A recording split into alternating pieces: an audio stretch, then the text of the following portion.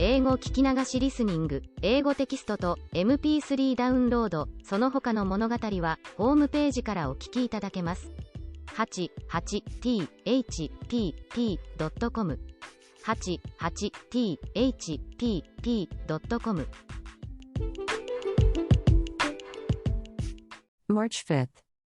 Dear Mr. Trustee, tomorrow is the first Wednesday in the month, a weary day for the John Grier home. How relieved they'll be when 5 o'clock comes and you pat them on the head and take yourselves off. Did you, individually, ever pat me on the head, Daddy? I don't believe so. My memory seems to be concerned only with fat trustees. Give the home my love, please, my truly love. I have quite a feeling of tenderness for it as I look back through a haze of 4 years. When I first came to college, I felt quite resentful because I'd been robbed of the normal kind of childhood that the other girls had had, but now, I don't feel that way in the least. I regard it as a very unusual adventure. It gives me a sort of vantage point from which to stand aside and look at life. Emerging full grown, I get a perspective on the world that other people who have been brought up in the thick of things entirely lack. I know lots of girls, Julia, for instance, who never know that they are happy. They are so accustomed to the feeling that their senses are deadened to it, but as for me, I am perfectly sure every moment of my life that I am happy. And I'm going to keep on being, no matter what unpleasant things turn up. I'm going to regard them, even toothaches, as interesting experiences, and be glad to know what they feel like. Whatever skies above me, I've a heart for any fate. However, Daddy, don't take this new affection for the JGH too literally. If I have 5 children, like Rousseau, I shan't leave them on the steps of a foundling asylum in order to ensure they're being brought up simply. Give my kindest regards to Mrs. Lippett. That, I think, is truthful. Love would be a little strong, and don't forget to tell her what a beautiful nature I've developed. Affectionately, Judy. Lock Willow. 4th April. Dear Daddy. Do you observe the postmark? Sally and I are embellishing Lock Willow with our presents during the Easter vacation. We decided that the best thing we could do with our 10 days was to come where it is quiet. Our nerves had got to the point where they wouldn't stand another meal in Ferguson. Dining in a room with 400 girls is an ordeal when you are tired. There is so much noise that you can't hear the girls across the table speak unless they make their hands into a megaphone and shout. That is the truth. We are tramping over the hills and reading and writing, and having a nice, restful time. We climbed to the top of Sky Hill this morning where Master Jervie and I once cooked supper. It doesn't seem possible that it was nearly 2 years ago. I could still see the place where the smoke of our fire blackened the rock. It is funny how certain places get connected with certain people, and you never go back without thinking of them. I was quite lonely without him, for 2 minutes. What do you think is my latest activity, Daddy? You will begin to believe that I am incorrigible. I am writing a book. I started it 3 weeks ago and am eating it up in chunks. I've caught the secret. Master Jervie and that editor man were right. You are most convincing when you write about the things you know. And this time it is about something that I do know, exhaustively. Guess where it's laid? In the John Grier home. And it's good, Daddy, I actually believe it is, just about the tiny little things that happened every day. I'm a realist now. I've abandoned romanticism. I shall go back to it later though, when my own adventurous future begins. This new book is going to get itself finished and published. You see if it doesn't. If you just want a thing hard enough and keep on trying, you do get it in the end. I've been trying for 4 years to get a letter from you, and I haven't given up hope yet. Goodbye, Daddy dear. I like to call you Daddy dear, it's so alliterative. Affectionately, Judy. P.S. I forgot to tell you the farm news, but it's very distressing. Skip this postscript if you don't want your sensibilities all wrought up. Poor old Grove is dead. He got so that he couldn't chew and they had to shoot him.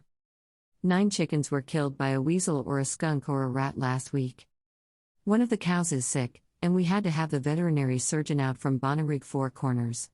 Amasai stayed up all night to give her linseed oil and whiskey. But we have an awful suspicion that the poor sick cow got nothing but linseed oil. Sentimental Tommy, the tortoiseshell cat, has disappeared. We are afraid he has been caught in a trap. There are lots of troubles in the world. 17th May. Dear Daddy Longlegs. This is going to be extremely short because my shoulder aches at the sight of a pen. Lecture notes all day, immortal novel all evening, Make too much writing. Commencement 3 weeks from next Wednesday.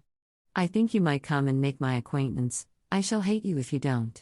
Julia's inviting Master Jervy, he being her family, and Sally's inviting Jimmy MCB, he being her family, but who is there for me to invite? Just you and Lippet, and I don't want her. Please come. Yours, with love and writer's cramp. Judy. Lock Willow. 19th June. Dear Daddy Longlegs. I'm educated. My diploma is in the bottom bureau drawer with my 2 best dresses. Commencement was as usual, with a few showers at vital moments. Thank you for your rosebuds. They were lovely. Master Jervy and Master Jimmy both gave me roses, too, but I left theirs in the bathtub and carried yours in the class procession. Here I am at Lock Willow for the summer, forever maybe. The board is cheap, the surroundings quiet and conducive to a literary life. What more does a struggling author wish? I am mad about my book. I think of it every waking moment, and dream of it at night. All I want is peace and quiet and lots of time to work, interspersed with nourishing meals. Master Jervy is coming up for a week or so in August, and Jimmy McBride is going to drop in sometime through the summer. He's connected with a bond house now, and goes about the country selling bonds to banks. He's going to combine the Farmers National at the Corners and me on the same trip. You see that Lock Willow isn't entirely lacking in society. I'd be expecting to have you come motoring through, only I know now that that is hopeless. When you wouldn't come to my commencement, I tore you from my heart and buried you forever. Judy Abbott, A.B. 24th July. Dearest Daddy Longlegs. Isn't it fun to work, or don't you ever do it? It's especially fun when your kind of work is the thing you'd rather do more than anything else in the world. I've been writing as fast as my pen would go every day this summer, and my only quarrel with life is that the days aren't long enough to write all the beautiful and valuable and entertaining thoughts I'm thinking. I've finished the 2nd draft of my book and am going to begin the 3rd tomorrow morning at 7:30. It's the sweetest book you ever saw, it is, truly. I think of nothing else. I can barely wait in the morning to dress and eat before beginning, then I write and write and write till suddenly I'm so tired that I'm limp all over. Then I go out with Colin, the new sheepdog, and romp through the fields and get a fresh supply of ideas for the next day. It's the most beautiful book you ever saw. Oh, pardon, I said that before. You don't think me conceited, do you, Daddy dear? I'm not, really, only just now I'm in the enthusiastic stage. Maybe later on I'll get cold and critical and sniffy. No, I'm sure I won't. This time I've written a real book. Just wait till you see it. I'll try for a minute to talk about something else. I never told you, did I, that Amasai and Carrie got married last May? They are still working here, but so far as I can see it has spoiled them both. She used to laugh when he tramped in mud or dropped ashes on the floor, but now, you should hear her scold. And she doesn't curl her hair any longer. Amasai, who used to be so obliging about beating rugs and carrying wood, grumbles if you suggest such a thing. Also his neckties are quite dingy, black and brown, where they used to be scarlet and purple. I've determined never to marry. It's a deteriorating process, evidently. There isn't much of any farm news. The animals are all in the best of health. The pigs are unusually fat, the cows seem contented and the hens are laying well. Are you interested in poultry? If so, let me recommend that invaluable little work, 200 eggs per hen per year. I am thinking of starting an incubator next spring and raising broilers. You see, I'm settled at Lock Willow permanently. I have decided to stay until I've written 114 novels like Anthony Trollope's mother. Then I shall have completed my life work and can retire and travel. Mr. James McBride spent last Sunday with us.